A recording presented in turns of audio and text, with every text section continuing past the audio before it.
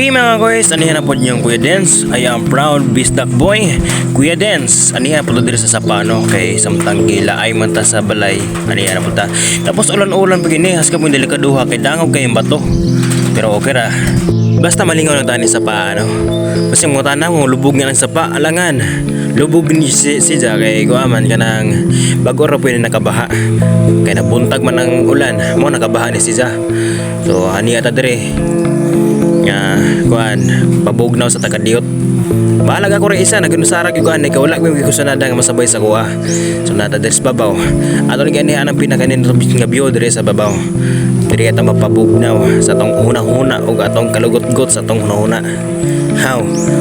Matay laing wala matay laing kalingawan na diri ata magpabasa ta magpabugnaw ta sa tong kagulingon. Aska pong ilayan kaya ko ron po isa.